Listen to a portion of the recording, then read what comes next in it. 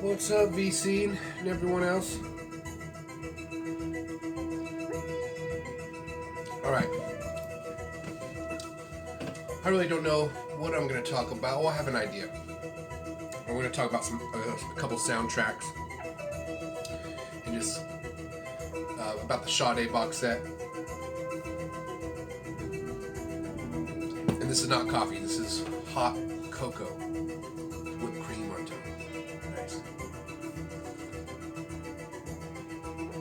Alright, I got this a while back. Great soundtrack. I've been wanting this for a while. I have never seen it on vinyl before until recently.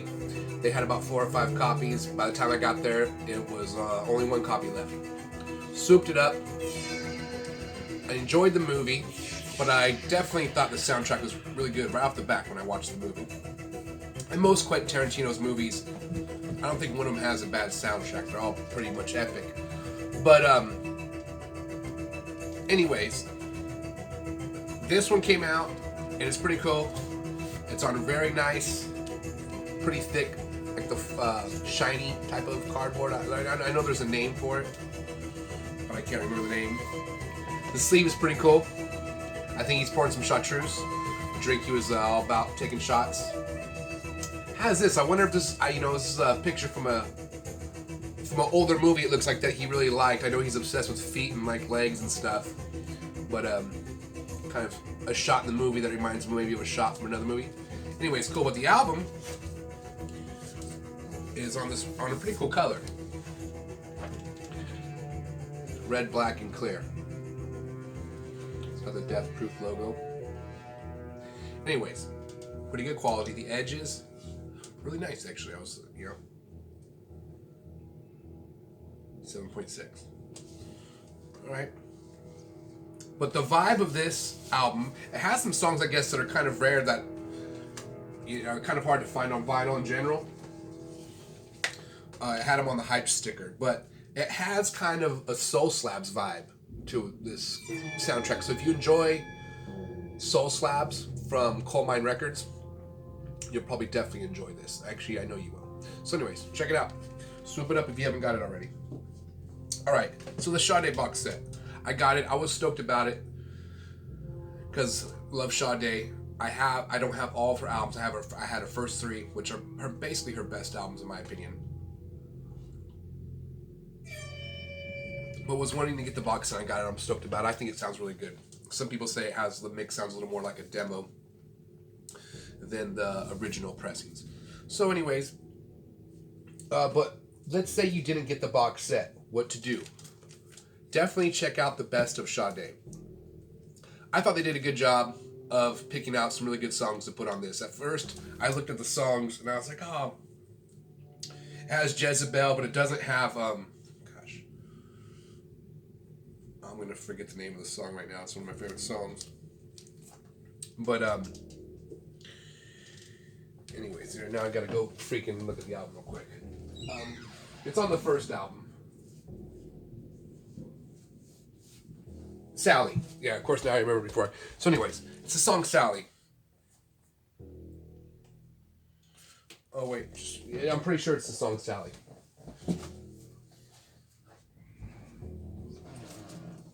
Okay, I keep pulling out the wrong Sade album. Okay. I have multiple copies of her first 2 albums, so. Well, I have 2 copies of each, the first and the second album. But yeah, it's the song Sally. So anyways, sorry for that. But other than that, not having Sally, this is actually really did a good job. So if you didn't get the box set and you're kind of bummed out, wow, that's gonna be pretty loud. That lightning hit really close. Anyways, swoop this one up. It sounds really good. The quality was really good. It's a double LP. Really cool album cover. And this isn't a new greatest. This is an old greatest hits that they finally put back up. They put it on vinyl. I enjoyed it. We're gonna just try to keep this episode calm. We're not gonna try to talk about time travel and parallel universes, but we might. All right. So I was trying to do these Sunday soundtrack episodes, and I played a private event yesterday that I got hired in advance to play, and I only got to play I was supposed to play 2 hours. I only got to play for an hour because the weather was outdoor. So anyways, Sunday was a little hectic. So this is kind of like a Sunday soundtracks on a Monday, I guess. Alright, what I'm playing right now is Halloween 3. Now, Stunty from Stunt Rock Confusion, go check out his channel. He's got a great channel. Really cool person. He had mentioned Halloween 3, how it's a great soundtrack. I totally agree. I had this, and then he kind of ragged on Record Store Day, saying, "No, please don't tell me it's a Record Store Day release," and it wasn't. It came out by it came out by Mondo, but the album cover is kind of cool because it's horrible. Hot chocolate cough. Anyways, it doesn't. I wish it had the Halloween 3 album, the movie cover on the album cover, but it doesn't. And the reason I thought it was Mondo is out of Austin, which I had no idea. When I looked at this, it had the address to the place that made it. It's like East 6th Street. I was like, that's cool. So it's like, but I didn't even make the connection that Mondo is out of Austin.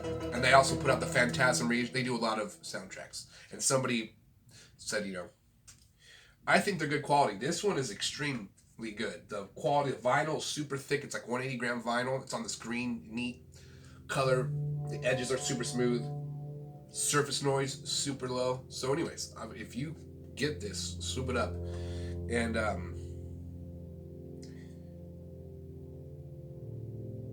I have no idea how many they printed. It doesn't have a number on here, but it does. Anyways, it says 008, so maybe they made up to 999, and I got number 8. Maybe that's kind of cool. Maybe, I don't know. There's lots of other good goodies, cool goodies inside of here. Like there's this card game where you can predict what card the person's thinking. I don't know. It's like a Halloween type of theme type of game.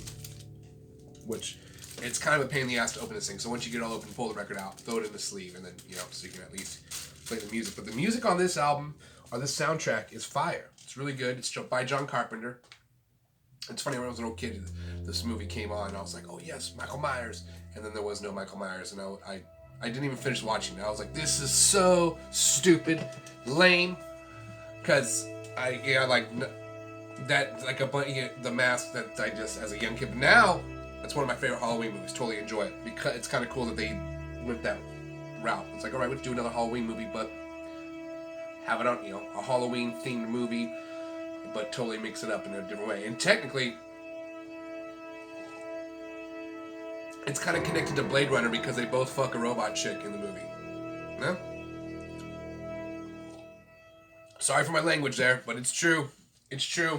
I wonder, long-term relationship status, which technically, I'm sorry, I can't stand the girl from Blade Runner. That wrote, that's not the, luckily what was her shelf life, 4 years? Thank gosh.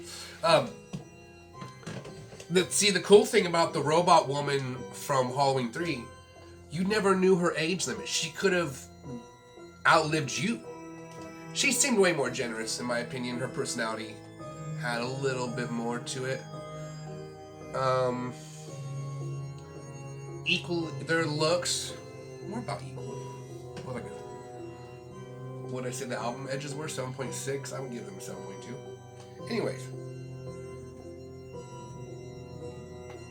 Please know I'm just joking around. I don't take any of my horrible jokes serious. This is crazy lightning. Just you've seen flashes off my face. This is kind of cool because the scary music, lightning happening.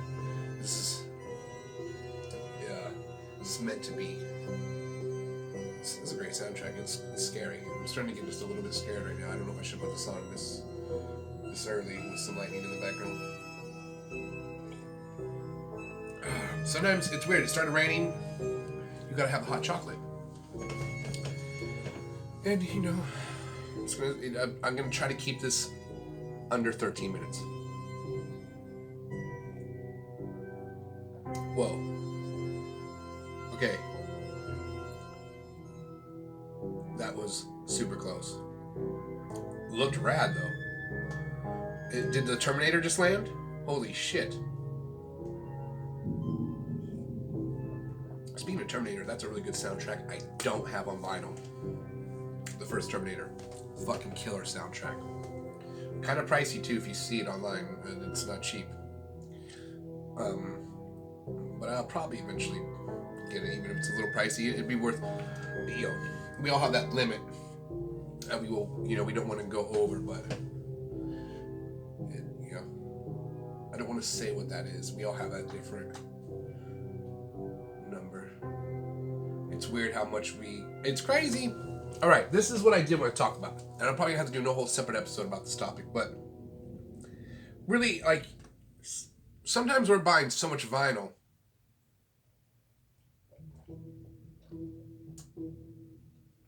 Okay, this is done. So I'm going to try to finish this up. But,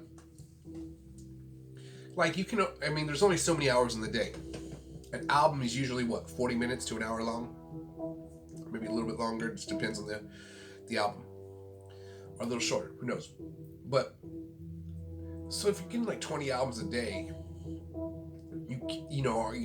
hopefully you do get to soak in every one of those albums, because the most important thing to me is being able to really enjoy a record for the music and not the cover, not to own a piece of something to hold in your hand, which is awesome, but it's that you should be just listening to that album a shit ton. And I've been guilty of having certain albums that I haven't listened to a shit ton, and that I love, and I feel like I enjoy being able to get a stack and make sure I've listened to every record just immensely detailed over and over and over again. Which you do when it's an album you really enjoy, but just sometimes you'll get so many records in an amount of time that you've listened to them all, but you really haven't listened to them really well, like soaked it in, like your favorite albums you really have listened to a bunch of times. Now maybe, and again, anytime I'm ranting about stuff like this is like advice I'm mainly ranting to myself right now about what, pull out, like, what does Mazzy do? He calls it whack-a-mole, where you just, which I didn't understand the term at first, but it totally makes sense now. But where you just randomly grab a record from your collection and throw it on. Have a revisit, so to speak. Because, and and I'm sure we already all do that, but it's good to just really go. There's certain albums I know for a fact I haven't listened to. Like even today, the last album in the Sade box set, I still hadn't listened to it. I finally pulled it out today and listened to it. I've had the box set for like months now. But, and it's good. The fourth album, there's one album in that box set that is just not that great at all, in my opinion. Still great to hear her voice, but just overall, the songs are just not connecting with me whatsoever. The last album is really good, though, in that box set. I was glad to hear that it was as good as it is, or whatever. But, anyways, okay, this is a song I hate from this film, obviously. So we're just gonna turn that off. We don't need to hear that. But and if this video doesn't get put on YouTube because of the music, then I just recorded all this for no reason. But either way, so my point is, are we more are we more of are you a consumer or a listener? Obviously, it's a little bit of both, but are some people in the vinyl community more just addicted to buying shit than they are to actually wanting to listen to something? Something to ponder on there. And who knows?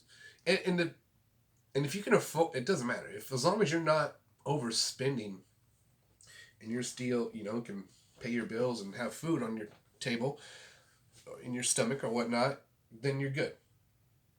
But it's never good to overspend on anything in general. So, but vinyl, you're always like, that's a hard one, because usually you're not gonna, like, maybe sometimes you overspend, but sometimes it's just like, $5 over the limit. No big deal. You're not. Now what if it's $50? You know what I mean? But you have, you need the money set away for something else. Anyways, what are just seeing myself included, getting so much vinyl sometimes, and You know what I mean? Yeah, are we more addicted to just getting new records than we are to listening? I mean, maybe it is a little bit. I don't mind that. But the main thing is definitely soaking it in. And if you're not being able to, as long as you're just having fun. If it's stressing you out, then then you know, why are you even collecting vinyl if it's like stressful? And sorry, I kind of got a stuffy nose right now. But so either way, it's one of those things to ponder on, to think about.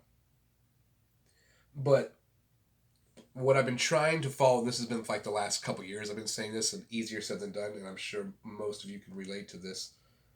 So I've been wanting to go shop for vinyl once a month. Now, what's made that a little more difficult is sometimes having a little extra money in your budget, and then they're reissuing so much stuff, and then some of the stuff they'll put out, and it sells. Sometimes it sells out fairly quick to where, you know what I mean? So sometimes you're feeling almost obligated. Whoa, I better swoop this up before it becomes harder to get and it becomes more expensive. So you have the debate in your head. I'm actually saving myself money by spending more money. You know, so but but I've been thinking for me. But anyways, you try to keep up with all the reissues. It just sometimes can just be almost overwhelming because before they weren't when vinyl wasn't so popular, you would go to the new arrival, look to the used stuff, and they would have a wall with some, with new albums that they had reissued. But it would be like, there'd be like one or two from me I would recognize, like, oh wow, like when I seen like Sepultura's Beneath the Remains. This is probably like 15 years ago, and I'd never seen any old Sepultura on vinyl before. So I was like, whoa, I definitely got that. But shit, now they can almost they have almost all the Sepultura reissued out. Now, some of it's sold out already. Like, I don't have Schizophrenia on vinyl. Definitely need, and then the one, Bestial, Visions and Bestial Devastation. Bestial Devastation. Anyways, I had them on CD and I lost the CD. But anyways, so trying to keep up with all the reissues. So what I've been trying to force myself to do is only go once a month. Have the budget that's not trying to get all crazy, and then once a week if there's one that's not that is special that it's a must have for your ears, not so much just because everyone else has it. You know what I mean? So that's more reasonable for myself. So, but you know what I mean? Now again, if I had won the lottery and I was fucking, had an infinite amount of cash, who knows? My record library would probably be, I would definitely have a lot more a lot more obviously of all genres, but the one genres I don't have as much as I would like. I love reggae music. I don't have as much reggae on vinyl as I would like. I would, I have some Still Pulse, I have some Bob Marley, I have some, I have a small amount, not that much though. I would love to have some Eek-A-Mouse, some Gregory Isaacs, some more Still Pulse, some Peter Tosh, some more Bob Marley. So yeah, there's I'm not too. I'm just anyways. There not too much so into like a lot of the new reggae bands that are coming out. I haven't connected with any of them, but I think but they sound amazing live. Just some of that stuff I haven't liked. I haven't fallen in love with it enough to like want their stuff on vinyl yet. But that could change. Your ears evolve. So, but anyway, so I would love that. I have a Fat Rap collection, but I have basically growing up, two of my best friends were hugely into rap. And so, and I was more into punk and Rush and Pink Floyd and stuff. But so us all hanging out, we just traded music, which is awesome. So I found out about a lot of stuff that I wouldn't have heard on my own just because I wasn't trying to just go buy and spend money on a bunch of rap CDs. But my friend, this kid went to like a private school and his family had a chunk of change. And man, you would just go and drop some coin on just a stack, and we just go through and listen to them all. And I would always find some killer ass songs. On every record, I would find a few songs I really liked and thought were really good. So, anyways, like I was able to get the Master P, the what's it called? Jeez, I can't even think of anything right now. It's horrible. What's going on right now? I'm usually, Ghetto D. And I got MF Doom, but these are like two opposites on the spectrum of rap. But this Ghetto D, definitely have to get this. If you don't have Masterpiece Ghetto D, get it now while you can. If it's in your budget. Sounds really good though. Really bummed out that the Bone Thugs and Harmony hot chocolate burp didn't sound as good as it should have. First album had like really bad pressing issues. It looked like shit got stuck. It looked like they were trying to make a waffle. I'm looking up just, not like a, that's the best way I can describe it. That's all shitty. It looked like it had so many things on the edges. It looked like it looked like a clock. I'm just being serious here. So anyways, but I would like to have, I would obviously, if I had won the lottery, had a bigger budget, yes, some genres that, I haven't had as many, I would just go big. Even, I have actually a lot of punk on vinyl. But there's a shit ton more that I need to get. Like, just for example, I only have like one Pennywise. I don't want all the Pennywise, but I do need to get About Time, which I did reissue on gray vinyl. I just slipped up on getting that. Even like Full Circle, their first like 3 or 4 albums really good, and like I only have like one good Riddance on vinyl. I have like a lot of other older punk stuff, but I'm not big on Misfits. I like Danzig. I love the first 3 albums by Danzig, fucking fire. Produced by Rick Rubin, amazing. But just Misfits itself, respect, they're legends, they're fucking influenced, all that. But I actually had a stack of Misfits. I basically just gave them to the record store. I was like, I don't listen to this stuff. And nothing against Misfits, just my ears never, like, oh, I want to hear Misfits today. That's never happened once. And again, that might change. I'm like, damn, maybe I should have sold all those Misfits records. It wasn't that many. It was like 3 or 4. But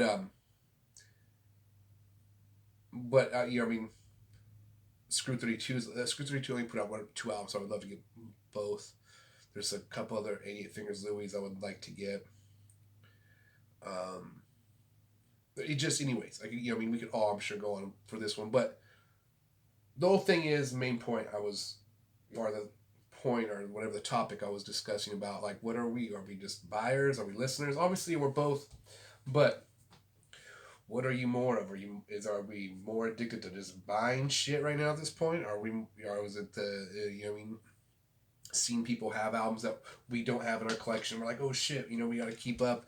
I don't know. If that happens, that's, it's part of the game, I guess. But either way, I'm realizing right now my lighting is like fucking when they're in the interrogation room and shit. I feel like a raccoon right now, the way what's going on? So anyways, this video went way too long. I said I was going to do 13 minutes and I went way over. 10 minutes or whatever. 39 seconds. Anyways. But yeah, I'm just chilling.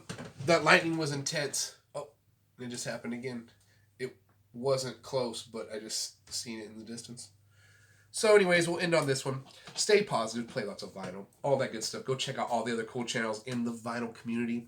The V. I can't do it. C. No, yeah, there we go. Go check them all out. It's a bunch of cool people. And,